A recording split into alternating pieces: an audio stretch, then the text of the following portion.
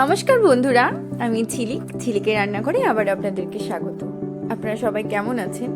আশা করি খুব ভালো আছেন। আমিও খুব ভালো আছি।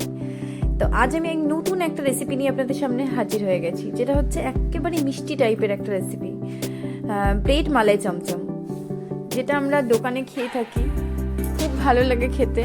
তো আমি আজকে পাউরুটি দিয়ে বাড়িতেই সেম রেসিপিটা বানাবো। যদি আপনাদের ভালো লেগে থাকে প্লিজ আমার চ্যানেলটা সাবস্ক্রাইব করে দেবেন, বেল বাটনটা ক্লিক করে দেবেন, তাতে আমি যাই ভিডিও শেয়ার করি না কেন তার নোটিফিকেশন যেন আপনাদের মোবাইলে চলে যায়। আর পুরো ভিডিওটা দেখার জন্য অনুরোধ রইল, প্রথম থেকে শেষ অবধি পুরো ভিডিওটা দেখবেন, স্কিপ করবেন না। তো চলুন দেখে নিই। প্রথমে আমি দেখিয়ে দিলাম কী কী উপকরণ লাগবে। এর মধ্যে আমার লাগবে প্যাকেট দুধ, মানে আমুলের 1 প্যাকেট দুধ, যতটা পরিমাণে আপনারা বানাবেন সেমতো দুধ দেবেন। আর লাগবে 1 প্যাকেট পাউরুটি, এলাচ, 2 প্যাকেট গুঁড়ো দুধ, মানে 10 টাকার প্যাকেটগুলো হলেই হবে। তো আমুল গুঁড়ো দুধ, চিনি, আর লাগবে খোয়া কিছুটা, ওই যে খোয়া ক্ষীর যেটা কিনতে পাওয়া যায় মিষ্টির দোকানে, যেটা আমরা বাড়িতে চাচি বানানোর জন্য ব্যবহার করি, সেটা।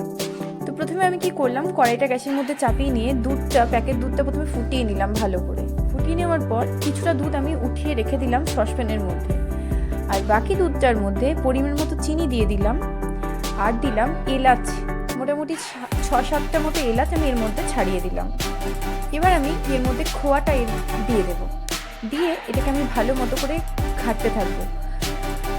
যতক্ষণ না এটা গাঢ় গাঢ় হয়ে আসছে ততক্ষণ আমি এটা ঘাঁটতে থাকবো। আর এর মধ্যে দিয়ে দেবো যে 10 টাকার প্যাকেট 2 প্যাকেট আমুল গুঁড়ো দুধটা, যেটা আমুল স্প্রে। আপনারা চাইলে আরও পরিমাণে বেশি বানালে আর একটু পরিমাণ মতো বেশি করে দেবেন। আমি মোটামুটি ওই 8 পিস মতো বানিয়েছি, 8-10 পিস মতো, তাই আমার এটাতেই এনাফ। এবার আমি এটাকে ভালো করে গুলিয়ে দেব, দিয়ে ফুটতে দেব। যতক্ষণ না এটা গাঢ় গাঢ় হয়ে আসছে ততক্ষণ আমি এটা ফোটাবো ভালো মতো করে। এবার আমি একবার নাড়িয়ে নিচ্ছি, মানে মাঝে মাঝে এটা ঘেটে নেবেন, এই জন্য কি তলে যাতে এই দুধটা লেগে না যায়। লেগে গেলে পুড়ে যাবে, গন্ধটা খারাপ হয়ে যাবে, চাচিটা ভালো আসবে না। সেজন্য মাঝে মাঝে এটাকে হাতা হোক বা খুন্তি দিয়ে হোক নাড়িয়ে নাড়িয়ে দেবেন। যাই হোক, এবার আমি কি করবো বন্ধুরা, অন্যদিকে যে পাউরুটিগুলো আমি রেখেছি, স্লাইস পাউরুটি ব্যবহার করবেন, তাহলে এটা খুব ভালো তৈরি হবে। গ্লাস পাউরুটিতে বা গোল যে পাউরুটিগুলোতে এটা ঠিক তৈরি করতে পারবেন না মিষ্টিটা। তো দেখুন আমার চাচিটা প্রায় হয়ে এসেছে, আর একটু হলেই আমি নামিয়ে নেব, মানে জলটা আর একটু মরে যাক, দিয়ে আমি নামিয়ে নেব। এবার আমি পাউরুটিগুলো নিয়ে পাউরুটির যে সাইডের 4-5টা যেটা পোড়া পোড়া ভাবটা, সেটা আমি ছুরি দিয়ে কেটে নেব। কেটে নিয়ে শুধু ভেতরকার সাদা অংশটা আমি শুধু নেব, সাইডটা কেটে নেব। প্রত্যেকটা পাউরুটি আমি এইভাবে টুকরো টুকরো করে সাইডগুলো কেটে নিয়ে, বন্ধুরা এই যে সাইডগুলো আমি কেটে রেখে দিচ্ছি, এগুলো ফেলে দেবেন না, এগুলো ব্রেড ক্রাম্বস করতে কাজে লাগবে। আমি একদিন দেখাবো আপনাদেরকে কীভাবে ব্রেড ক্রাম্বস আমি বানাচ্ছি। এগুলোকে রেখে দেবেন, এগুলো রেখে দিয়ে ব্রেড ক্রাম্বস বানানো যাবে। যাই হোক, এই মাঝেরগুলো আমি নিয়ে নেব, প্রত্যেকটা এইভাবে কেটে কেটে নেব। আমার এই রেসিপিটা যদি আপনাদের ভালো লেগে থাকে বন্ধুরা, প্লিজ চ্যানেলটা লাইক করে দেবেন, সাবস্ক্রাইব করে দেবেন, আমার ভিডিওতে লাইক করবেন, কমেন্ট করবেন। আর অনুরোধ থাকলো পুরো ভিডিওটা দেখার, প্লিজ পুরো ভিডিওটা দেখবেন। আর ভালো লাগলে অবশ্যই আমার এই ভিডিওটা শেয়ার করে দেবেন, যাতে আমার আরও নতুন নতুন মানুষেরা আমার এই ভিডিওটা দেখতে পায়। তো যাই হোক, এবার আমি পাউরুটির যে টুকরোগুলো দেখছেন সাইডগুলো কেটে নিলাম, এগুলো আমি বেলে নেব, যেভাবে রুটি বেলি সেরকমভাবে বেলে নেব। দেখুন চেপে চেপে বেলে নেব, যাতে একটু পাতলা হয়ে যায়, মানে আমার রোলটা করতে যাতে সুবিধা হয়, সেইভাবে বেলে নেব। দেখুন বেলনা দিয়ে যেভাবে আমরা রুটি বেলি বা পরোটা বেলি, ওরকম করে ওই পাউরুটিটা চেপে চেপে চেপে চেপে বেলে নেব।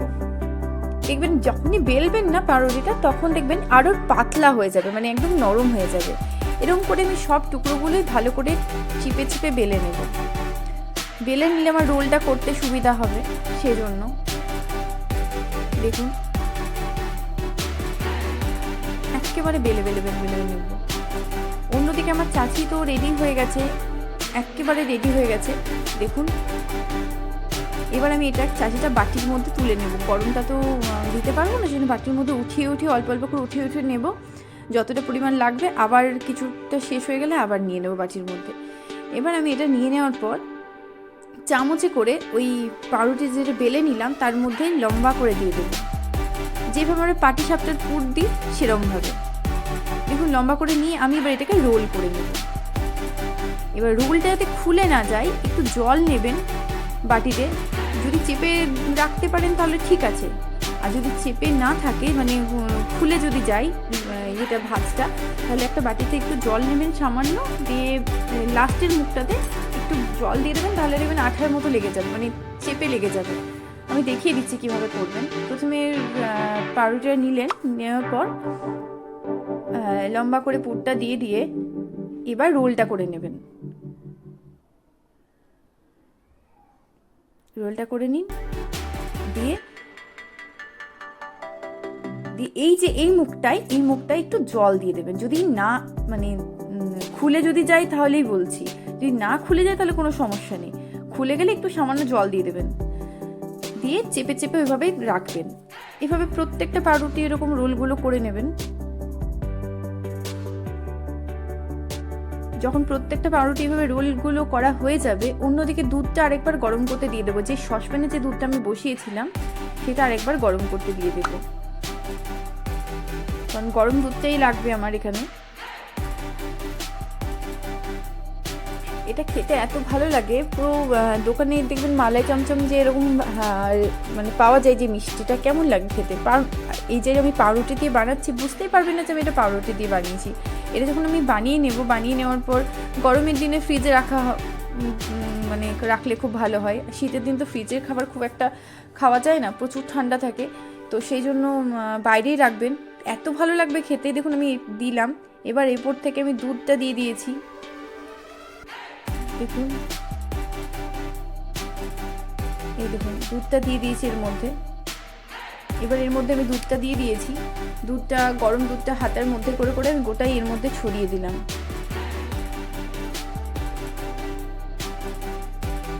যখন পাউরুটিটা দুধটা টেনে নেবে না, তখন একটু ঠান্ডা হয়ে আসলে যখন খাবেন আপনারা, এত সুন্দর লাগে এটা খেতে, খুব সুন্দর লাগে।